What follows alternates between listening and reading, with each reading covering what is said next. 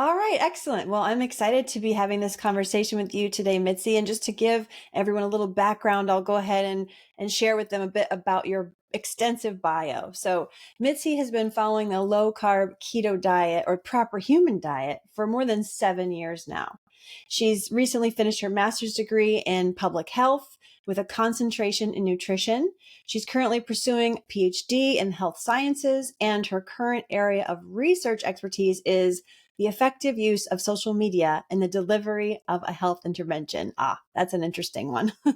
She's an adjunct professor at George Mason University teaching Introduction to Public Health and a certified functional nutritional therapy practitioner, which is where I met Mitzi. That's how we met, is in the nutritional therapy practitioner arena.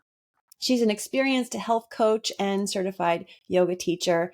And this is where I'm so impressed about your personal journey and your story. I love a story. And so when Mitzi shared her bio, she shared with me that 11 years ago, she was obese with a long list of medical conditions, including depression, ADD, fatty liver, pre-diabetic, insulin resistant, sleep apnea, acid reflux, joint pain, plantar fasciitis, brain fog, gas and bloating, acne, and dry eye syndrome.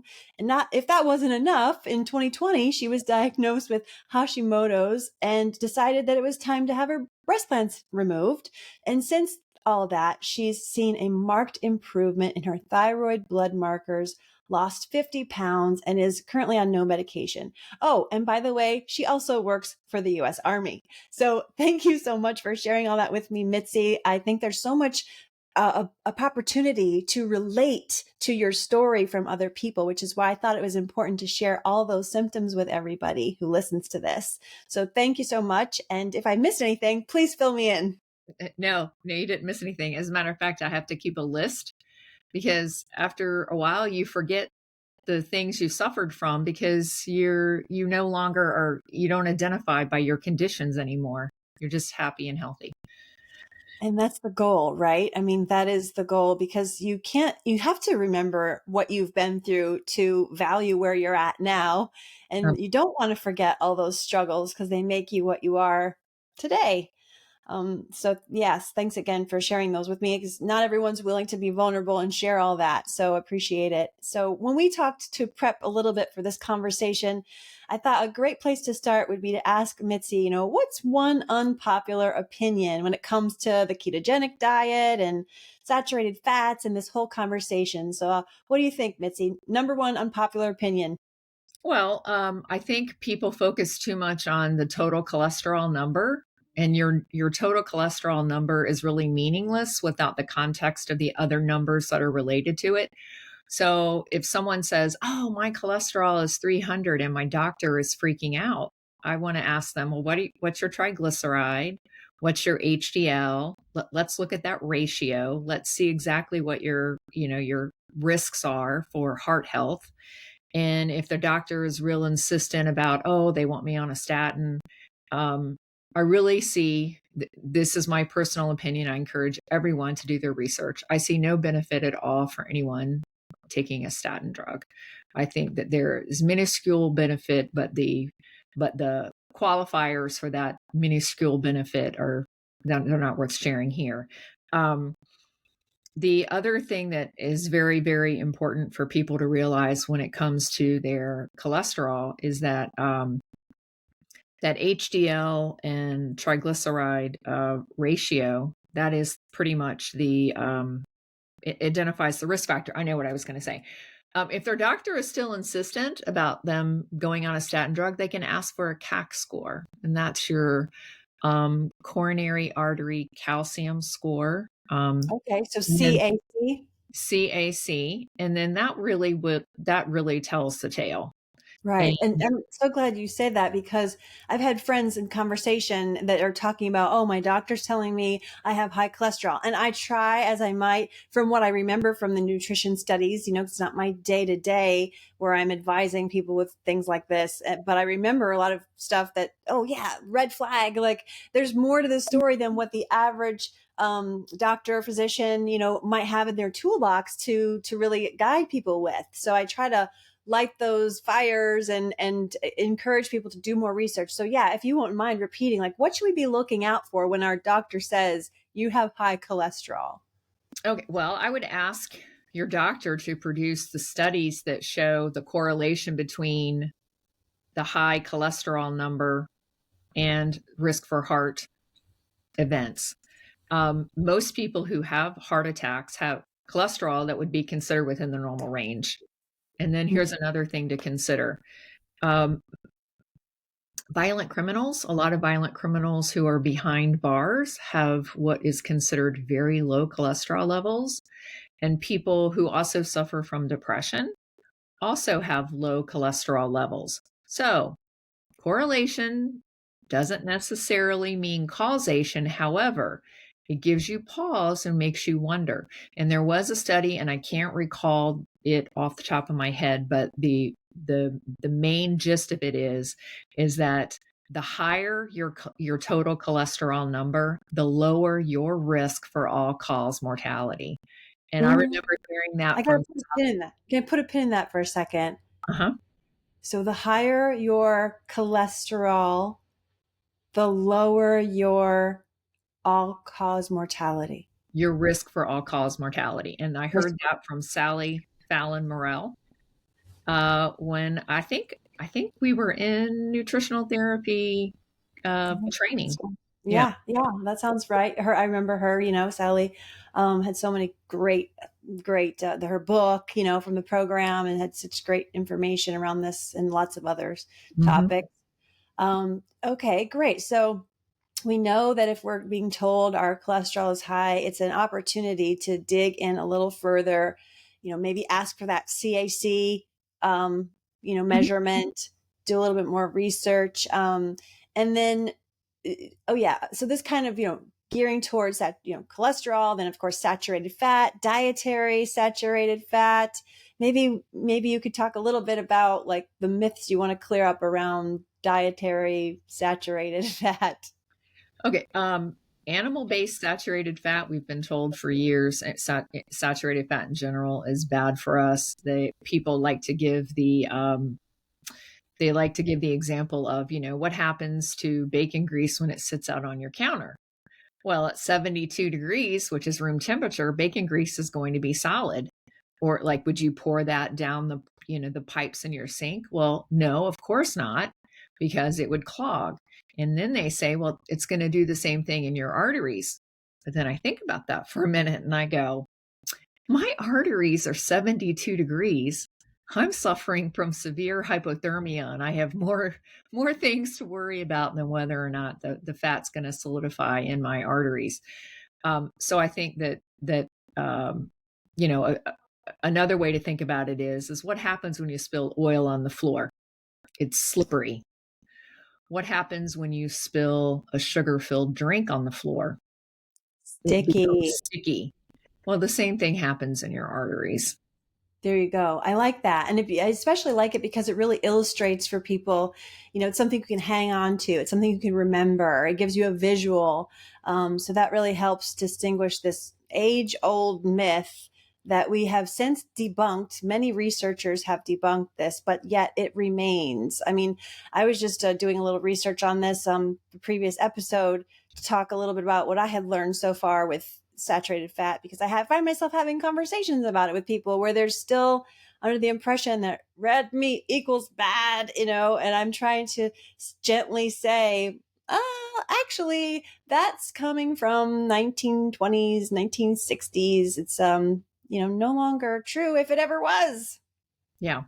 Well, a lot of those studies are epidemiological studies, and this is not to throw shade on my fellow epidemiologists because that is a public health concentration, but they're very flawed. There are a lot of confounding factors in an epidemiological study, and for them to you can manipulate data to show pretty much anything you want in an epidemiological study, but really to show causation, you need a random controlled you need to have controls as much as you possibly can on all the confounding factors in order to prove causation. So, the saturated fat, the importance of saturated fat, remember we had to memorize this. Saturated fat is in every cell in our body. It makes up the cell membrane. Saturated fat is a precursor for our sex hormones. Saturated fat is necessary to form the myelin sheath, which covers the nerves in our brain and the nerves in our body.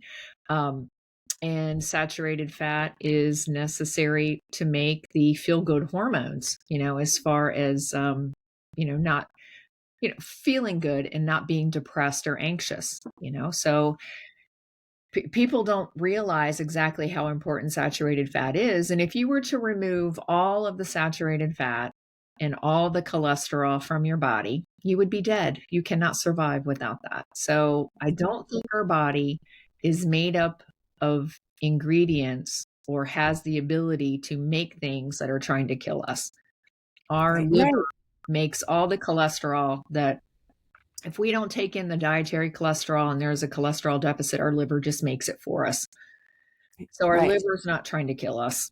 Right. If our body organs are making cholesterol, then we cannot simply equate cholesterol in diet equals unhealthy equals heart problems, yada, yada. Right. So, yes, absolutely. So you had some experience in your healing journey where the ketogenic diet helped you. Um, I know we talked a little bit about we want to have people understand the difference between ketosis and ketoacidosis. Now, I think I know, but I bet I will still learn from you. So could you help clarify what is the difference or facts between ketosis versus ketoacidosis? Sure. Ketosis is, and I'm really simplifying this. Um, your body is burning ketones or fat for energy. Your body has the metabolic flexibility that if and when it runs out of carbs, it can switch to fat burning, and that's called ketosis. You're burning ketones. Ketoacidosis is a condition in which you have high blood sugar and high ketone levels simultaneously due to an absence of insulin, which is going to help you pull down the high levels of blood sugar. And this really only happens to somebody who's insulin dependent. So it's more likely going to be seen in a type 1 diabetic who either does not have access to their insulin or underestimates how much insulin they need. Some people actually have been known to do this on purpose because they have nefarious intentions. They want to exit, Wow.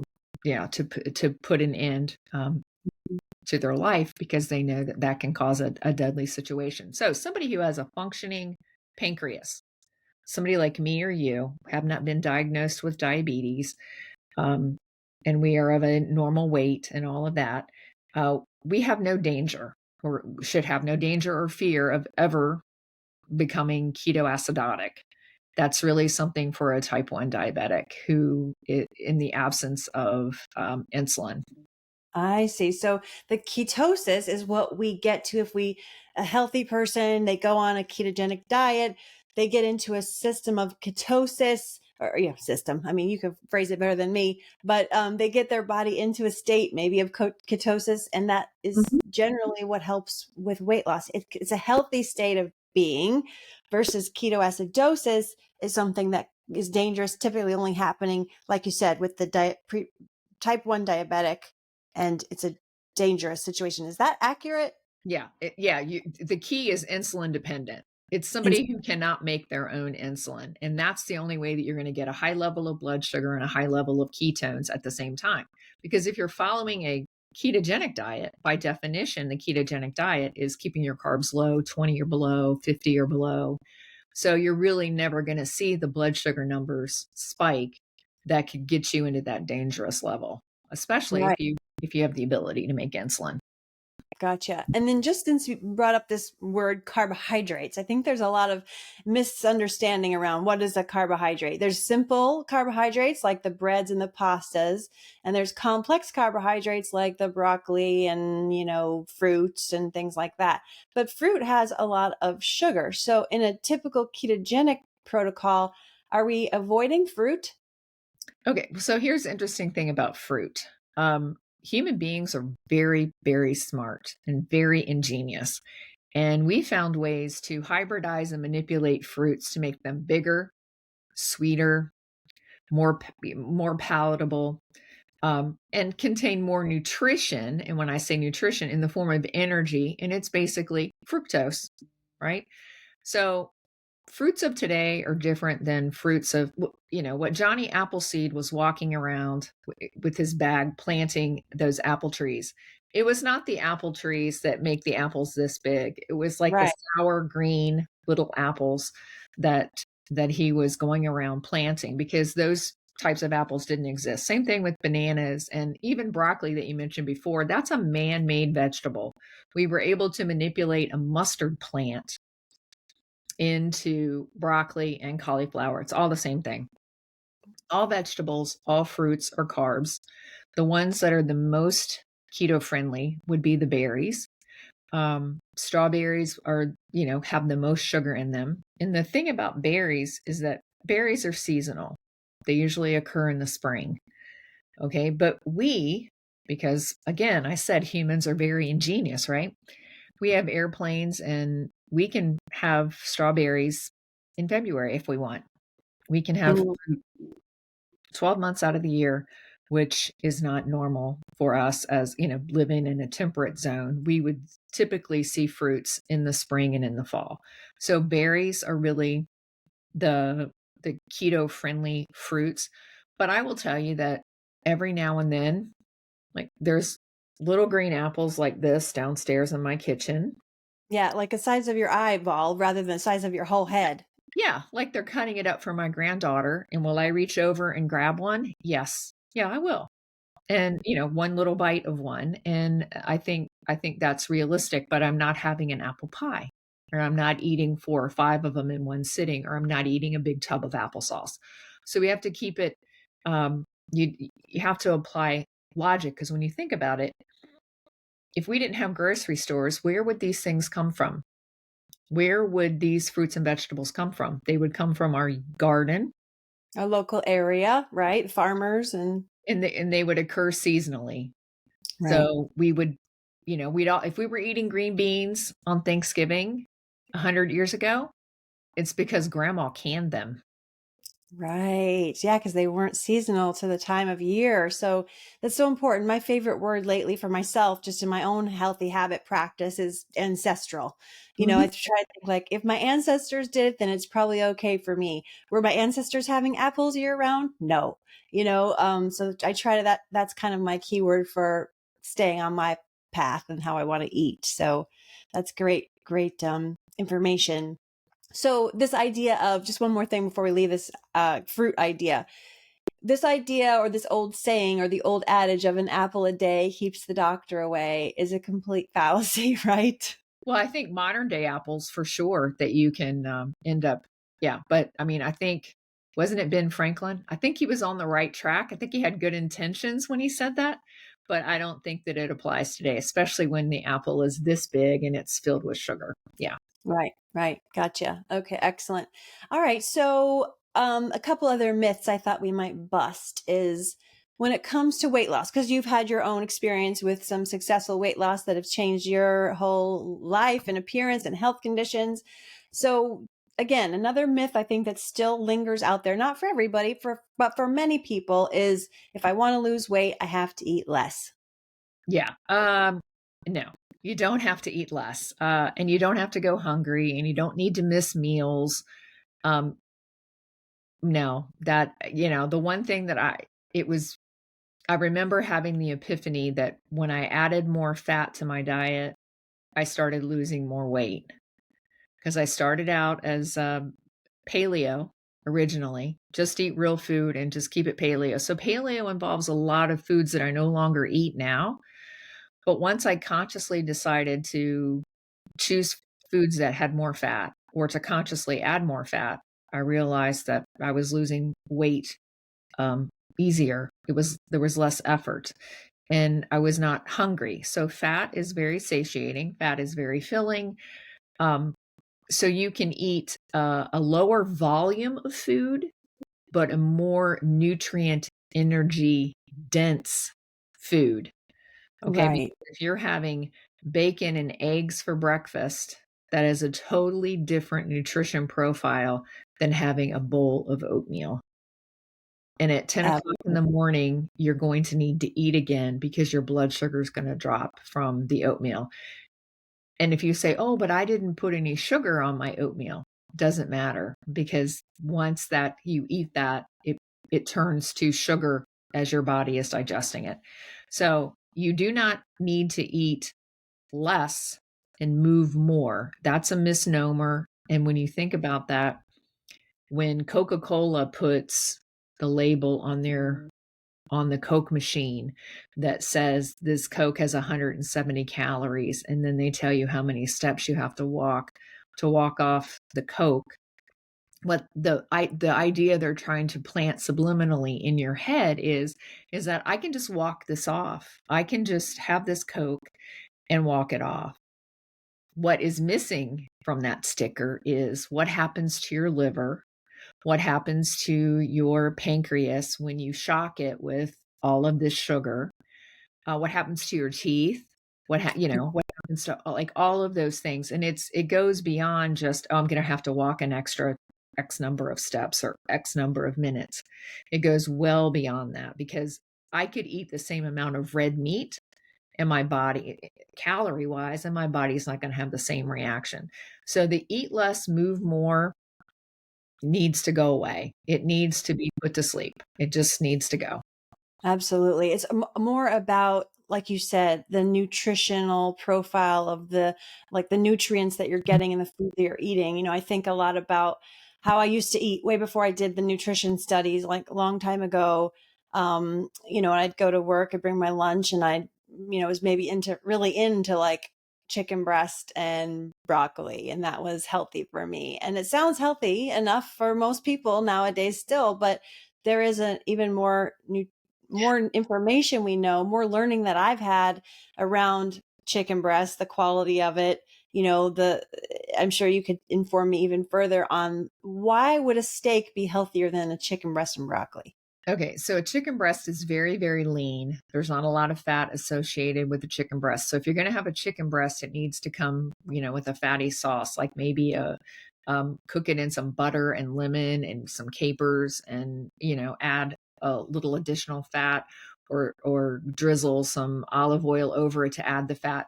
But what I found is that the chicken of today, like when you buy it in the grocery store, a chicken breast that's this big, that is a chicken that has been genetically, you know, inbreeding. I'm not saying genetically modified. I'm saying that we cross this chicken with this one and we'll get a bigger chest and we'll get a bigger breast and all of that. It's just not as nutrient dense. You get hungry afterwards. Beef is the profile on beef, especially grass fed. And now I can also say the same thing for a pasture raised chicken. That's going to be totally different. But when you get a pasture raised chicken, the breast on that is going to be very minimal, you know. Mm. It's not Yes. it's not that big breast. And the first time that you have a grass-fed chicken that you went, or not a grass-fed, a pastured chicken that you get from your farmer, you take it home and you look at it and you go, wow, there's not a lot of white meat there. But you have to realize that what you're getting is so much healthier. You can make bone broth out of that. You need to eat that chicken, all the way down to the bones and the broth and all of that. But beef Mm. by far has the highest nutrient profile of beef. Beef has every nutritional element that you need. And you're going to say, Mitzi, does beef have vitamin C? Yes, it does. Does it Mhm. have the vitamin B complex? Yes, it does. Does it have vitamin A? Yes, it does. It does have those in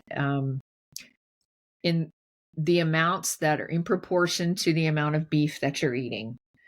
Okay, so yeah, I highly encourage, like, the fattier cuts of beef are better, ribeye, but of course, ground beef is fine too if you can't afford ribeye.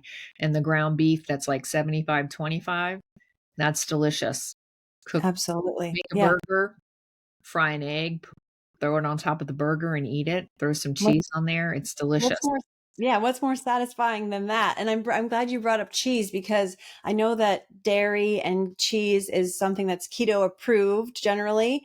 However, I tend to try to avoid dairy because of, like you mentioned, the quality is more important to understand than just whatever it is that you're eating. So if you're trying to eat healthier, for anyone who's listening to this and you're thinking that that chicken breast and broccoli is healthy, go a little deeper, like, go a little deeper than that. Like we said, the quality, where's your chicken from? Has it been modified in any way? What makes the chicken breast so big when it's unnaturally large? These are really important questions to ask on your health journey. So when it comes to dairy and we're concerned about, well, I know, it doesn't really work for me, I try to avoid it. Of course, it's not dairy's fault necessarily. It's the dairy we have today, modern day dairy. But for someone who is embracing it on a keto diet, what are you doing to try to get the highest quality dairy? Okay. So if you suffer from Hashimoto's, one of the first things that they tell you to avoid is the dairy. And I just kind of gave up on the liquid dairy was especially offending for me, in my case. Like I could tell immediately the reaction, the histamine reaction and the reaction that I have. So liquid dairy is a treat. I might have liquid dairy in my coffee 2-3 times a year as a treat, and I know going in that there's going to be repercussions on the other side, and I control it. Hard cheeses, the harder the cheese, usually the less offending it's going to be for somebody who has a sensitivity to dairy. The important thing about cheese is the harder it is, the more enzymatic activity that's happened in the dairy. So a lot of the lactose and the casein and the things that can be problematic for some people end up being processed out, through the fermentation and the actual enzymatic reaction of making the cheese. So it's a personal choice whether you want to include dairy. Cheese for me is like a condiment now.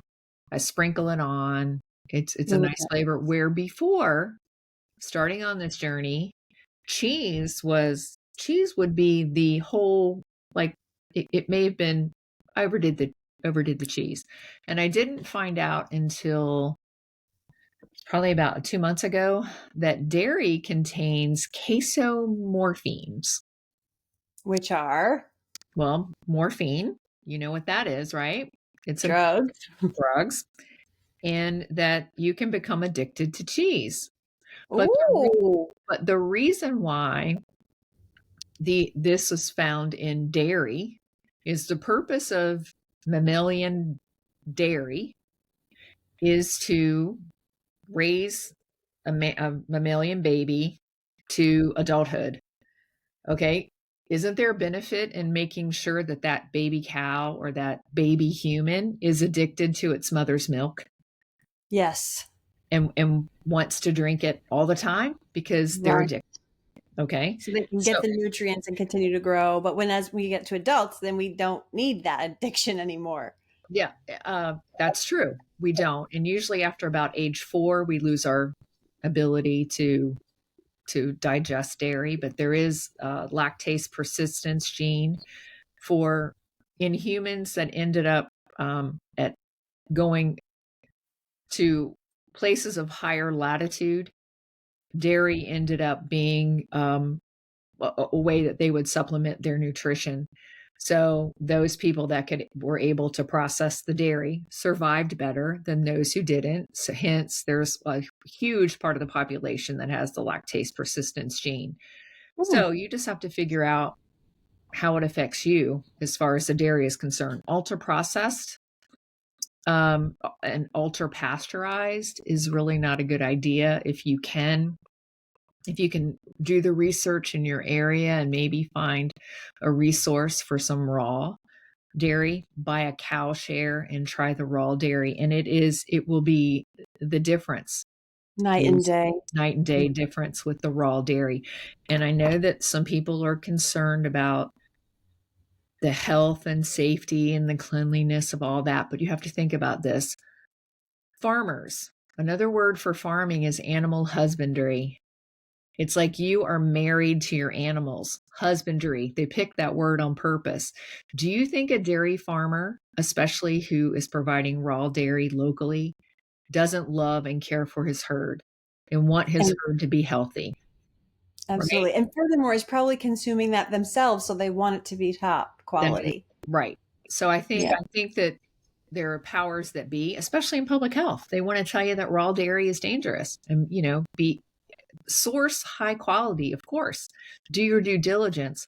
But just because dairy is raw does not make it somehow dangerous.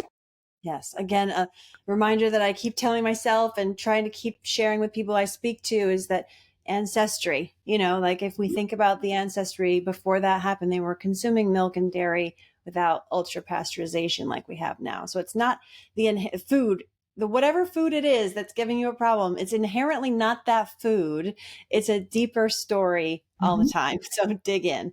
Okay. Another thing is, around keto that often comes up is, isn't this keto diet dangerous to do long term? But I noticed in your story you've been on it for several years. So how do you answer that about the dangers? Okay, so well, let's unpack it. That word keto, ketogenic, that's a buzzword. Like people zero in on that word. So really, what you're doing is you're just eating real food. So it boils down to I eat meat and I eat vegetables that I enjoy that support my desired lifestyle. So, does that mean that, like I'll have broccoli? I had broccoli and cheese soup, and I'll have that, but I don't have broccoli at every meal, right? I don't have broccoli and cheese all the time. So, it is not dangerous. So just eating real food, you Is know, definitely not dangerous. is not dangerous. And there are people who have brain injuries. There are people who have seizures that go on a ketogenic diet for long term to keep their seizures at bay, and they do that for a lifetime. It's not unsafe. Otherwise they wouldn't, that wouldn't be the prescription for somebody who has tried all these anti-seizure medications. They're at their wits end, and the doctors will say, well, have you tried this ketogenic diet? Also, special forces uses a ketogenic diet, and they use exogenous ketones with their like Navy SEALs and the military that do long-term underwater operations where they stay under the water for a very long time. And what it does is it allows them to function at very high levels, and it keeps them safe from any adverse um, medical things that could happen by doing underwater operations as long as they do. So the military is giving it to their most highly trained uh, service members. So it's not unsafe long term, and it is sustainable. I mean, because how can you not just continue eating real food? Right. I love that you brought that up because it's all about the marketing, right? Like it's these words that become adopted, whether it's Mhm. paleo or keto or whatever. Those are popular now, but years ago there was other words for, for different marketed diets, but it's really about eating a sustainable, healthy, the healthiest quality, the things that take us back to our ancestries, like Mhm. the even the apple of the apple of yesteryear, how it's meant to be, not these science experiments. So yeah. Yeah.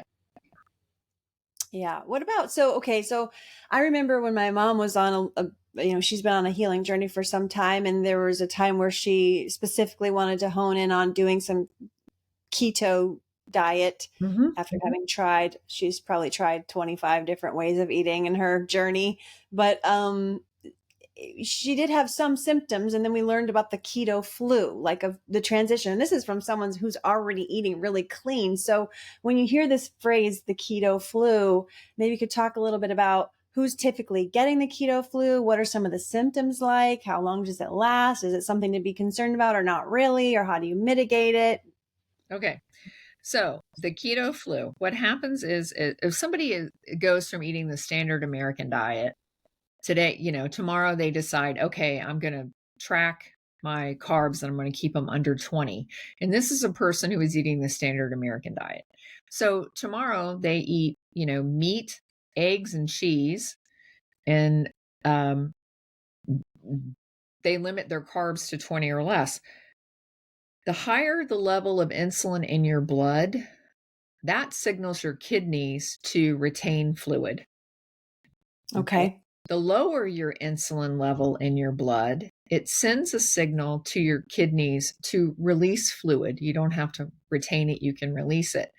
What happens when you release that fluid is, for a lot of people, they end up having this big whoosh and this loss of a lot of fluid in a very short period of time, usually like sometimes a 10 to 15 pound weight loss, which they think, whoa, this keto thing is amazing. I've lost 15 pounds in a week. This is amazing. Really, what's happened is you've done a fluid shift. A lot of times when your kidneys allow you to release that fluid, along with the fluid, you lose some electrolytes. And those electrolytes are your potassium, magnesium, your sodium, and your chloride. You should, when you start a ketogenic diet, make sure that you supplement with a high quality. You can make your own. There are recipes out there on the internet to make your own keto raid or some electrolyte drink that you can replace the loss of these electrolytes. There are two that I recommend that I use. I have no affiliation with them, but I'm just telling you these are clean and I know the ingredients are good. Element, LMNT, which is Rob Wolf's company. Yes, I've seen that a lot and I've always been curious to try it. Yeah, it's not only it's clean. People have tested to see how people's blood sugar reacts to that. There is no blip on the blood sugar. It's a completely clean way to replace your electrolytes. Another one is Redmond Relight. Redmond makes Redmond Real Salt, which is the salt that comes from the underground mine in Utah. Very clean salt with the minerals still included in it. They make an electrolyte replacement that I've used that I like as well.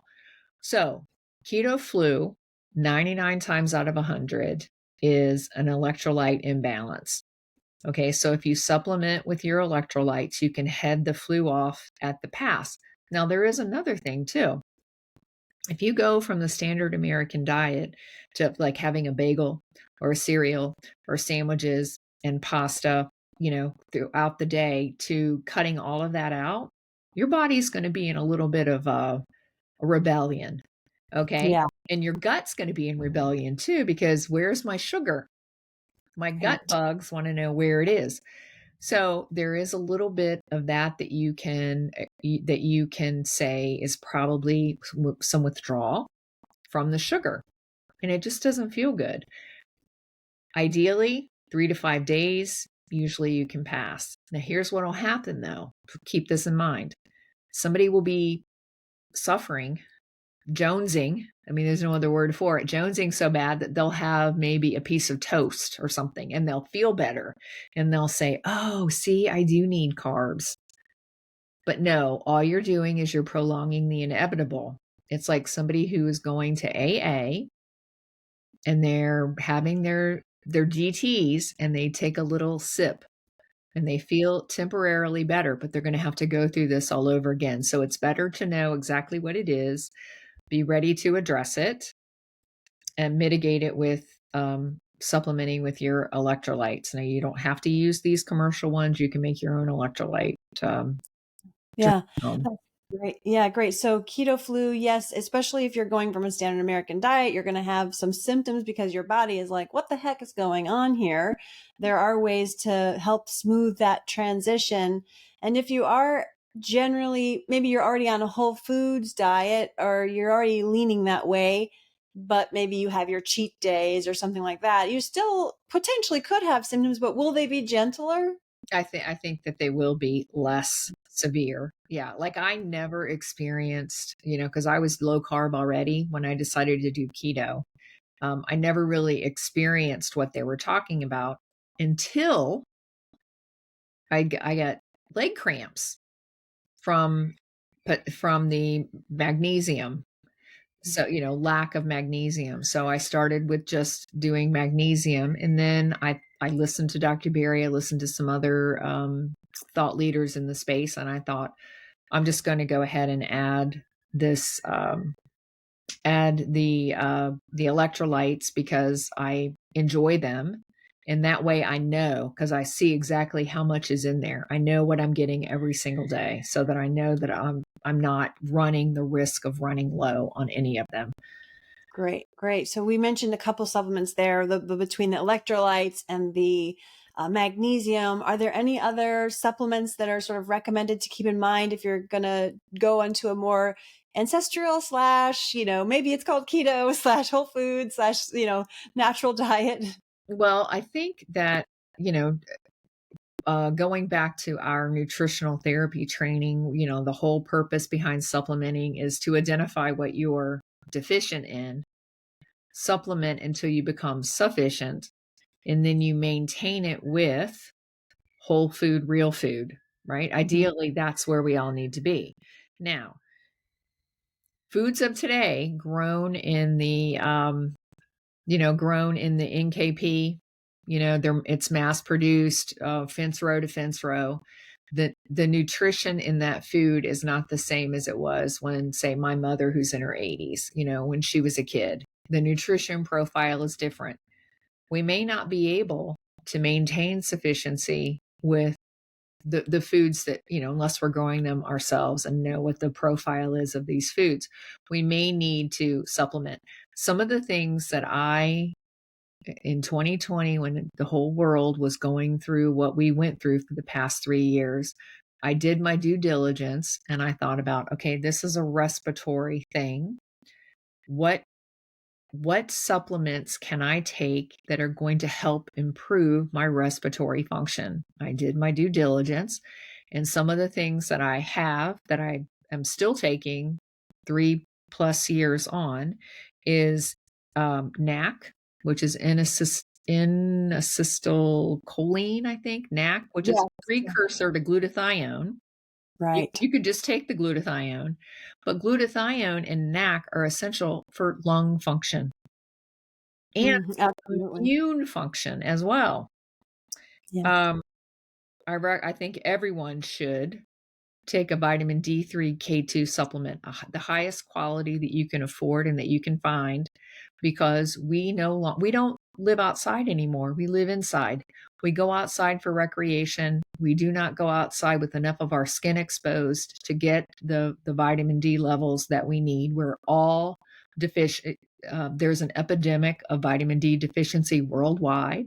So I think that everyone needs to take the D3 K2. The K2 is essential because when you pull calcium from your bones and put it in your blood, when you were maintaining our 7.2 to 7.4 pH in our blood, we use calcium. We pull calcium from our bones into our blood, and then when we need to adjust the pH the other way, we take the calcium out, and it's supposed to go back into our bones.